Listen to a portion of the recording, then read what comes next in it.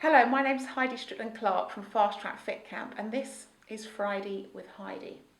Today I'm going to talk about an age-old problem. It's probably going to be here long after we're gone, and that's really just the very simple problem of people not being happy with their weight or the shape of their body. And today I'm going to give you just a simple tip to remind you the very easiest, simplest way to address this problem. The reason it's a problem is that most of us don't know what we're doing to get us into this shape or situation. We may know we eat too much and don't exercise. We don't particularly know specifically the areas that we need to improve. And so today I'm going to share with you, or probably remind you, of a very simple trick that is used time and time again in successful weight loss and diet research trials. And I use it with my clients, and other fitness professionals I know use it with their clients, and that is keeping a food diary. For example, if you were in debt or your money was tight, you would want to keep a wealth diary, and you would write down everything you spent and everything you earned, and you can see what's coming in and what's going out. And that's effectively what we want to do with our health and our weight goals too. Now you can make this really complicated, and you can make it really easy. There are many apps for phones and computers that you can have it on your hand all the time, and you can add the information in. Some of them want to know the weight, the brand, and the types of food you're eating, and that can be quite time consuming to input it into your phone each time.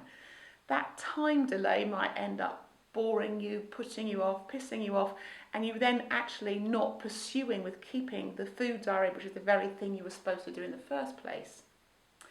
Another thing you could do is start trying to remember at the end of each day what you've had. Well, that really is impossible, because I bet you can't even remember what you had for breakfast this morning. And you probably haven't remembered really specifically what you've eaten in between since breakfast and lunch and now. And there are many people I know who don't really know how much food they're eating when they're preparing the next meal. And for some people, they can eat as many calories whilst preparing their meal as they do in the meal they're actually going to eat. So don't try and remember at the end of the day what you've eaten throughout the day. I've got two ways that you can make this really, really simple. At the bottom of this video, I've put a file for you, which is a food diary, and that's just a pre-printed document that you can print out each day and complete and fill in. It tells you what you've eaten, or asks you what you've eaten, when you've eaten it, how you were feeling. So you can start to see some patterns in your eating behaviour and your emotional behaviour around food. But if you don't want to do that, that's absolutely fine. Just pick up a book. Just get a plain, empty notebook, start writing down each day what you have, and you'll be amazed at actually how quickly your habits change when you realise what you do. A friend of mine who lost well over 5 stone over about 2 years kept a food diary for over 2 years. She had a very little book, and she had loads of them. She's kept them all, and every day she wrote down what she'd eaten. It really kept her focused, it really kept her on track, and she's kept that weight off. So that's what I'm going to share with you today. If you're not happy with where you are, you need to know what's getting you to where you are.